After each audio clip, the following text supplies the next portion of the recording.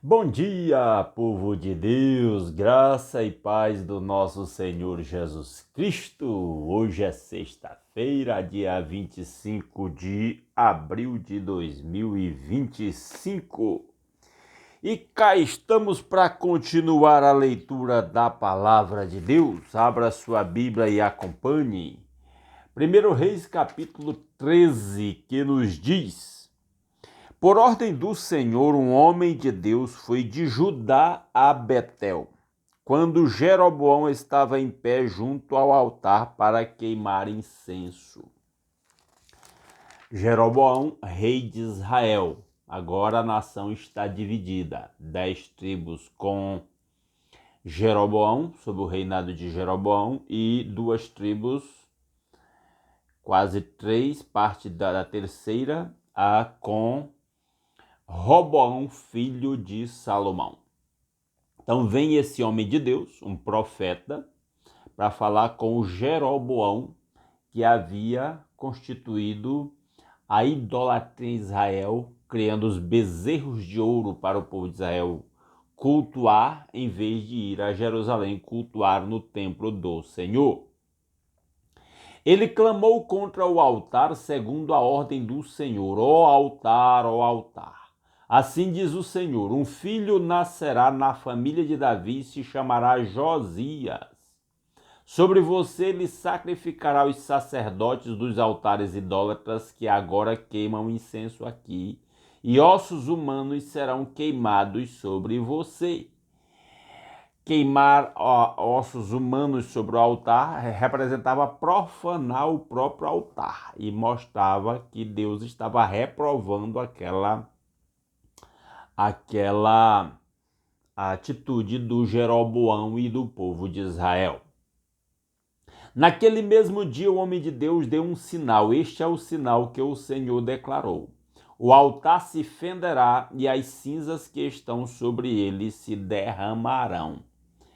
Então ele faz essa profecia, inclusive citando o nome do futuro rei de Judá, que faria isso lá com aquele altar em Israel. Quando o rei Jeroboão ouviu o que o homem de Deus proclamava contra o altar de Betel, apontou para ele e ordenou: prendam-no. Mas o braço que ele tinha estendido ficou paralisado e não voltava ao normal. Ele mandou prender o homem de Deus, o profeta, só que quando ele apontou para o homem de Deus, o braço teve lá uma paralisia. Além disso, o altar se fendeu e as suas cinzas se derramaram, conforme o sinal dado pelo homem de Deus por ordem do Senhor. Então, o altar que o Jeroboão havia mandado construir se rachou lá e as cinzas se derramaram, como o homem de Deus havia acabado de profetizar. Isso era um sinal de que a profecia de que futuramente o altar seria profanado por um rei chamado Josias iria se cumprir.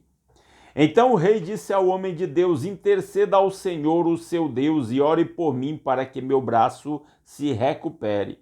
O homem de Deus intercedeu ao Senhor e o braço do rei recuperou-se e voltou ao normal. Então o Jeroboão teve que pedir ao próprio homem de Deus para orar por ele, para o braço se recuperar. O rei disse ao homem de Deus: venha à minha casa e coma algo, e eu o recompensarei. O rei quis que o homem de Deus fosse com ele para a casa dele para receber uma recompensa, mas o homem de Deus respondeu ao rei: mesmo que me desse a metade dos seus bens, eu não iria com você, nem comeria ou beberia nada neste lugar, pois recebi estas ordens pela palavra do Senhor. Não coma pão, nem beba água, nem volte pelo mesmo caminho por onde foi. Por isso, quando ele voltou, não foi pelo caminho por onde tinha vindo a Betel. Ele não aceitou a oferta do rei de Israel. Ora, havia um certo profeta já idoso que morava em Betel. Seus filhos lhe contaram tudo o que o homem de Deus havia feito naquele dia e também o que ele dissera ao rei. O pai lhes perguntou por qual caminho ele foi. e os seus filhos lhe mostraram por onde tinha ido o homem de Deus que viera de Judá. Então disse aos filhos: selem o jumento para mim. E depois de selarem o jumento, ele montou e cavalgou à procura do homem de Deus até que o encontrou sentado embaixo da grande árvore. E lhe perguntou: você é o homem de Deus que veio de Judá?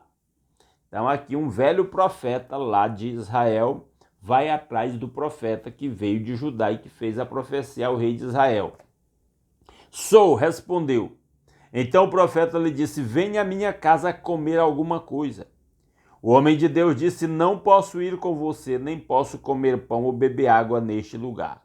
A palavra do Senhor deu-me esta ordem: não coma pão nem beba água lá, nem volte pelo mesmo caminho por onde você foi. Então Deus tinha dado uma ordem especificamente clara para o homem de Deus. O profeta idoso respondeu: eu também sou profeta como você. E um anjo me disse por ordem do Senhor: faça-o voltar com você para a sua casa, para que coma pão e beba água. Mas ele estava mentindo. Será que esse homem, esse segundo profeta, estava testando a fidelidade do profeta? E por que ele faria isso? A Bíblia só apenas narra o episódio e não diz exatamente o porquê. Apesar de que, ao final, o desdobramento é para dizer que realmente a profecia que o homem de Deus havia feito sobre o altar do Jeroboão iria se cumprir, que Deus estava naquele negócio. O versículo 19 diz: e o homem de Deus voltou com ele e foi comer em sua casa. Desobedeceu a ordem de Deus. É interessante que até uma pessoa usada por Deus por falta de vigilância e por um momento de descuido vai desobedecer a Deus e sofrer as consequências. Cuidado, isso é um alerta para nós. Andar em fidelidade a Deus é uma caminhada de todo dia. Jesus disse: quem quiser vir após mim, ou quem quiser me seguir, negue-se a si mesmo, tome a cada dia a sua cruz. Porque por um descuido, qualquer servo do Senhor, mesmo fiel ao Senhor, pode descuidar. Por um descuido pode cair, pode tropeçar, pode desobedecer a Deus, como esse profeta acaba de fazer. Verso 20: enquanto ainda estava sentado à mesa, a palavra do Senhor veio ao profeta idoso que eu havia feito voltar. E ele bradou ao homem de Deus que tinha vindo de Judá: assim diz o Senhor, você desafiou a palavra do Senhor e não obedeceu a ordem que o Senhor, o seu Deus, deu a você. Você voltou e comeu pão e bebeu água no lugar onde ele falou que não comesse nem bebesse. Por isso o seu corpo não será sepultado no túmulo dos seus antepassados. Ele ia morrer, é o que o profeta idoso que o persuadiu a voltar profetiza a respeito dele agora, movido por Deus, de que ele não ia ser sepultado no sepulcro dos seus antepassados. Verso 23. Quando o homem de Deus acabou de comer e beber, o profeta idoso selou seu jumento para ele. No caminho, um leão o atacou e o matou, e o seu corpo ficou estendido no chão ao lado do leão e do jumento. Interessante. O leão, o jumento, o homem morto, o profeta morto lá, e o leão não ataca o jumento, para mostrar que realmente aquele leão foi enviado por Deus para matar o profeta que desobedeceu a Deus. Desobedecer a Deus não é pouca coisa. Versículo 25. Algumas pessoas que passaram viram o cadáver estendido ali com o leão ao lado e foram dar a notícia na cidade onde o profeta idoso vivia. Quando este soube disso, exclamou: é o homem de Deus que desafiou a palavra do Senhor. O Senhor o entregou ao leão que o feriu e o matou, conforme a palavra do Senhor o tinha advertido. O profeta disse aos seus filhos: selem o jumento para mim, e eles o fizeram. Ele foi e encontrou o cadáver caído no caminho, com o jumento e o leão ao seu lado. O leão não tinha comido o corpo nem ferido o jumento. O leão estava lá domado por Deus, né? O profeta apanhou o corpo do homem de Deus, colocou-o sobre o jumento e o levou de volta para Betel, a fim de chorar por ele e sepultá-lo. Ele o pôs no seu próprio túmulo e se lamentaram por ele, cada um exclamando: "Ah, meu irmão." Então o velho profeta fez uma espécie de um luto lá pelo profeta que profetizou a verdade de Deus para o rei Jeroboão, mas que não teve a perseverança necessária e terminou desobedecendo a ordem clara de Deus para si. Depois de sepultá-lo, disse aos seus filhos: "Quando eu morrer, enterrem-me no túmulo onde está sepultado o homem de Deus. Ponha os meus ossos ao lado dos ossos dele. Pois a mensagem que declarou por ordem do Senhor contra o altar de Betel e contra todos os altares idólatras das cidades de Samaria certamente se cumprirá." Então ele disse, ele tinha certeza de que a palavra ia se cumprir e pediu para que quando fosse sepultado no mesmo túmulo onde o homem de Deus havia sido sepultado. Naquela época os sepultamentos eram diferentes da agora, que a pessoa é enterrada. Naquela época se cavava uma espécie de uma gruta numa rocha e ali colocava o corpo e colocava uma pedra fechando a entrada, né? E aquilo se tornava túmulo de família. Quando a outra membro da família morria, tirava a pedra, colocava o corpo no mesmo sepulcro e novamente fechava, né? E aí ele pede para ser sepultado junto com o homem de Deus. Mesmo depois disso, Jeroboão não mudou o seu mau procedimento, mas continuou a nomear dentre o povo sacerdotes para os altares idólatras. É como se o escritor bíblico dissesse: apesar de tantos sinais, tanta confirmação da profecia de Deus, o Jeroboão ainda endureceu o coração. Ele consagrava para esses altares todo aquele que quisesse tornar-se sacerdote. Esse foi o pecado da família de Jeroboão que levou à queda e à sua eliminação da face da terra.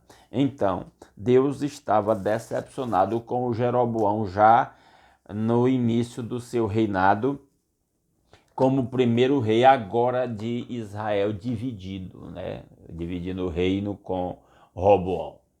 E amanhã a gente continua a leitura da palavra de Deus, que Deus mesmo aplique a sua palavra aos nossos corações e que nós andemos em obediência ao nosso Deus, porque a desobediência, até pessoas fiéis ao Senhor, por falta de vigilância, de perseverança, pode, por um descuido, terminar desobedecendo a Deus e sofrendo as consequências da desobediência. Vamos orar? Nosso Deus e nosso Pai maravilhoso, mais uma vez, muito obrigado pelas incontáveis bênçãos com que o Senhor nos tem abençoado. Muito obrigado, meu Deus, pelo lar, pela família, pelo pão de cada dia, pela proteção, pela direção e pela provisão de tudo quanto nos é necessário para a manutenção da nossa vida. Obrigado pela noite de descanso tranquilo que tivemos. Obrigado por acordar com saúde e pelo novo dia que se inicia, nova oportunidade de novas experiências, novas realizações, novos aprendizados. Pelo privilégio de poder começar esse novo dia aqui, meditando na palavra, alimentando o nosso espírito e buscando a sua face em oração, intercedendo uns pelos outros. E agora, Pai, em nome de Jesus, eu coloco diante do trono da graça do Senhor cada um dos pedidos de oração que meus irmãos deixaram aqui. Aí, inicio, ó Deus, clamando em nome de Jesus. Toca no coração dos nossos familiares que ainda não se renderam a Cristo. Traz de volta aqueles que estão desviados. Usa-nos, ó Deus, para levar a palavra poderosa, com amor, com sabedoria para os nossos familiares. Que possamos viver o testemunho da fé, ó Deus, perante os nossos familiares, para que o seu Santo Espírito use isso para tocar nos seus corações.